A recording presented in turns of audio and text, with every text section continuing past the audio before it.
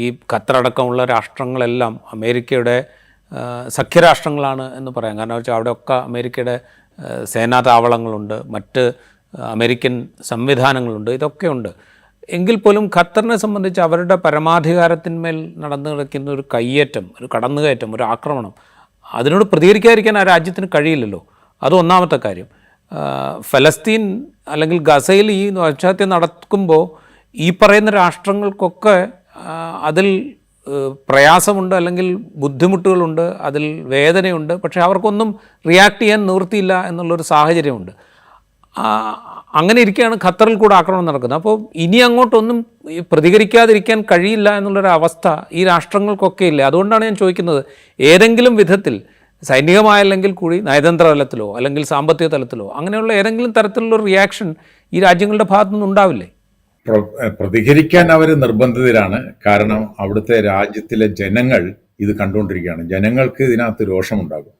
എന്നാൽ ഞാൻ നേരത്തെ സൂചിപ്പിച്ച പോലെ ഇതെല്ലാം നമ്മൾ ഈ അമേരിക്കയുടെ വാസൽ സ്റ്റേറ്റ്സാണ്. വാസ്തവം പറഞ്ഞാൽ അമേരിക്ക എന്ന് പറയുന്ന രാജ്യത്തിൻ്റെ രാഷ്ട്രീയവും സൈനികവുമായിട്ടുള്ള സുരക്ഷയുടെ കീഴിൽ നിൽക്കുന്ന രാജ്യങ്ങളാണ് ഇവയെല്ലാം. പരമാവധി അമേരിക്കയെ തൃപ്തിപ്പെടുത്താനും സന്തോഷിപ്പിക്കാനുമാണ് സൗദി അറേബ്യ ഉൾപ്പെടെയുള്ള രാജ്യങ്ങൾ ശ്രമിക്കുന്നത്. നമുക്കറിയാമല്ലോ, സൗദി അറേബ്യയുടെ കീഴിലാണ് ഈ GCC എന്ന് പറയുന്ന രാജ്യങ്ങൾ. ഖത്തർ ഉൾപ്പെടെ ഈ GCCയുടെ കീഴിലുള്ള രാജ്യങ്ങളാണ്. എന്നാൽ GCCയിൽ നിന്ന് ഒരു ഒറ്റപ്പെട്ട ശബ്ദമാണ് വാസ്തവത്തിൽ ഖത്തറിൻ്റെത്.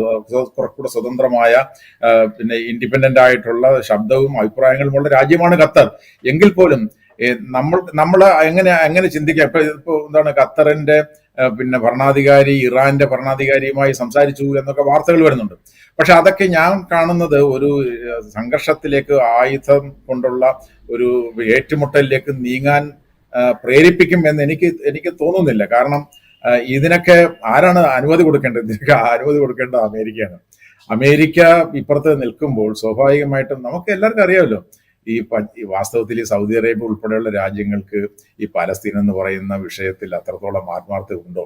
ഇല്ലെന്നാണ് ഞാൻ മനസ്സിലാക്കുന്നത്. ആ ആത്മാർത്ഥത ഇല്ലാതിരുന്നത് കൊണ്ടും എന്ന് മാത്രമല്ല, പലസ്തീൻ എന്ന് പറയുന്ന വിഷയത്തെ ബലികഴിച്ചുകൊണ്ട് 2023 ഡിസംബറോട് കൂടിയിട്ട് ഇസ്രായേലുമായി കരാർ ഉണ്ടാക്കാൻ ഈ സൗദി അറേബ്യ ശ്രമിക്കുന്നു എന്ന വാർത്തയുടെയും കൂടെ പശ്ചാത്തലത്തിലാണല്ലോ 2023 ഒക്ടോബർ മാസം ഹമാസിന്റെ തീവ്രവാദി ആക്രമണം ഇസ്രായേലിൽ നടക്കുന്നത്. അപ്പൊ ഞാൻ പറഞ്ഞു വരുന്നത്, അതിനു മുമ്പ് തന്നെ പല അറബ് രാജ്യങ്ങളും ഇസ്രായേലുമായിട്ട് തർക്കം പരിഹരിച്ച് രമ്യതപ്പെട്ടു.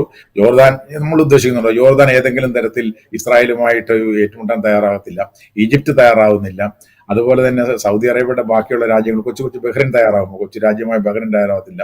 ഇങ്ങനെ തയ്യാറാകാതിരിക്കുമ്പോൾ ഇവർക്ക് ചെയ്യാൻ കഴിയുന്നത് ഏതെങ്കിലും തരത്തിലുള്ള പ്രഖ്യാപനങ്ങളോ സമ്മർദ്ദങ്ങളോ, നയതന്ത്ര തലത്തിൽ സമ്മർദ്ദങ്ങളോ ഏർപ്പെടുത്താമെന്നുള്ളതല്ലാതെ, ഒരുപക്ഷെ അല്ലെങ്കിൽ തൽക്കാലത്തേക്ക് ഈ യുദ്ധമൊന്ന് നിർത്തിക്കാമെന്നുള്ളതല്ലാതെ അതിന്റെ അപ്പുറത്തേക്ക് എന്തെങ്കിലും ചെയ്യാൻ കഴിയുമെന്ന് എനിക്ക് തോന്നുന്നില്ല. കാരണം ഇവർക്ക് ഉദാഹരണത്തിന് അവർക്ക് ചെയ്യാൻ കഴിയുന്നത് എന്താണ്? ഈ യുദ്ധമല്ലാതെ എണ്ണയുടെ കാര്യത്തിലുള്ള എണ്ണ കയറ്റുമതി ചെയ്യാതിരിക്കുമല്ലോ. നമുക്കറിയാം 1973 എണ്ണ ഉപരോധം പോലെയുള്ള കാര്യങ്ങൾ ചെയ്തു. അതല്ലാതെ ഇപ്പോൾ അവർക്ക് അവരുടെ സമ്പദ് വ്യവസ്ഥ മുഴുക്ക ഈ എണ്ണയെ ആശ്രയിച്ചാണ് നിൽക്കുന്നത്. എണ്ണയെ ആശ്രയിച്ച് നിൽക്കുന്ന സമ്പദ് വ്യവസ്ഥ എണ്ണ കയറ്റുമതി ചെയ്യുന്നില്ല എന്ന് പറഞ്ഞാൽ അതുകൊണ്ട് എന്താ കുഴപ്പം? കാരണം എന്താ, അമേരിക്കയ്ക്ക് വല്ല പ്രശ്നമുണ്ടോ? അമേരിക്ക എണ്ണയുടെ കാര്യത്തിൽ സ്വയം പര്യാപ്തമാണ്. പിന്നെ ബാക്കിയുള്ള രാജ്യങ്ങൾ എന്ന് പറയുന്നത് ചൈന, ഇന്ത്യ ഉൾപ്പെടെയുള്ള രാജ്യങ്ങളാണ്. ചൈന, ഇന്ത്യ ഉൾപ്പെടെ രാജ്യങ്ങൾ, ചൈന പ്രത്യേകിച്ച് ഇസ്രായേലിന്റെ ഈ നിലപാടിനെ അതിശക്തമായി വിമർശിക്കുന്ന രാജ്യമാണ്. ഇന്ത്യ അങ്ങനെയൊന്നും വിമർശിക്കുന്നില്ല. കാരണം ഇന്ത്യയുടെ നിലപാട് നമുക്കറിയാം. ശ്രീമാൻ നരേന്ദ്രമോദി അധികാരത്തിൽ വന്നതിന് ശേഷം ഇസ്രായേലിന്റെ അനുകൂല നിലപാട് തന്നെ എന്ന് പറയുന്നതിന് നമുക്ക് യാതൊരു ബുദ്ധിമുട്ടും ഉണ്ടാകേണ്ട കാര്യമില്ല.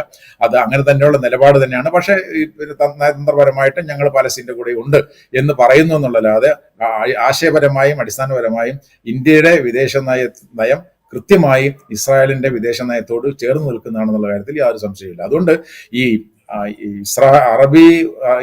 ഇസ്ലാമിക രാജ്യങ്ങളുടെ ഭാഗത്തു നിന്നും അവർ ചർച്ച ചെയ്ത് തീരുമാനിക്കേണ്ട. ഇനിയിപ്പോ തീരുമാനിച്ച് കഴിയുമ്പോൾ മാത്രമാണ് എന്താ ചെയ്യാൻ കഴിയുക എന്ന് അറിയാൻ കഴിയുക.